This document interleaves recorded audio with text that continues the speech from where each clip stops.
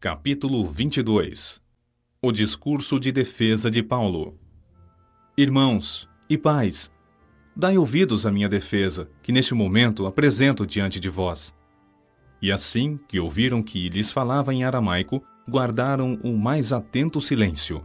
Então Paulo declarou: Sou judeu, nascido em Tarso da Cilícia, mas criado nesta cidade.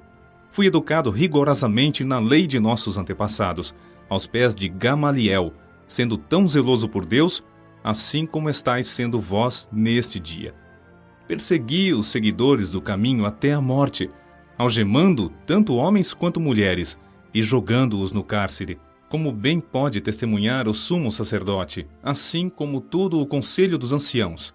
Visto que deles recebi cartas requisitando a cooperação dos irmãos, e segui para Damasco, com a finalidade de deter e trazer algemados para Jerusalém os que ali estivessem para serem severamente punidos. Entretanto, por volta do meio-dia, enquanto me aproximava de Damasco, de repente, uma fulgurante luz vinda do céu reluziu ao meu redor.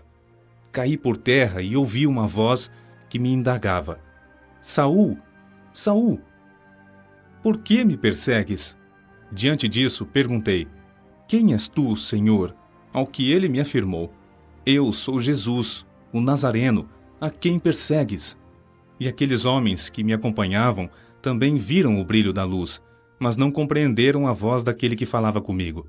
Então inquiri: Senhor, que devo fazer? E o Senhor me ordenou: Levanta-te e segue para Damasco, onde te será comunicado tudo o que necessitas fazer. Tendo ficado cego devido ao intenso resplendor daquela luz, cheguei a Damasco guiado pela mão dos meus companheiros de viagem. Um homem piedoso, segundo a lei, chamado Ananias, e muito respeitado por todos os judeus que ali moravam, veio ao meu encontro e, colocando-se de pé ao meu lado, determinou: Irmão Saulo, recupera a tua visão. Em seguida ele me revelou: O Deus dos nossos antepassados te escolheu para conheceres sua vontade, veres o justo e ouvires a palavra da sua própria boca. Pois será sua testemunha perante todas as pessoas dos sinais que tens visto e ouvido. E agora, o que mais esperas? Levanta-te, sê batizado e lava os teus pecados, invocando o nome do Senhor. Quando retornei a Jerusalém, estando eu a orar no templo, caí em êxtase e vi o Senhor que me ordenava: Apresenta-te e sai logo de Jerusalém, porquanto não receberão o teu testemunho acerca da minha pessoa. Ao que eu indaguei: Mas, Senhor, todos eles sabem que eu fui o responsável pela detenção e encarceramento dos que criam em ti, e os açoitava de sinagoga em sinagoga. E mais, quando foi derramado o sangue de Estevão, tua testemunha, eu lá estava pessoalmente observando tudo, dando minha aprovação e tomando conta das capas dos que o matavam. Contudo, o Senhor me ordenou: Vai, porque eu te enviarei para longe, aos gentios. Paulo, judeu e cidadão romano. A multidão acompanhava o discurso de Paulo até o momento em que ele disse isso. Então, todos ergueram a voz e começaram a esbravejar: Tira da face da terra esse tal homem, pois ele não merece viver. Enquanto gritavam, tiravam as capas e jogavam poeira para o ar. O comandante mandou que Paulo fosse conduzido para o interior da fortaleza, ordenando imediato interrogatório, sob chicotadas, a fim de que pudessem apurar a razão de tamanha insatisfação do povo contra ele.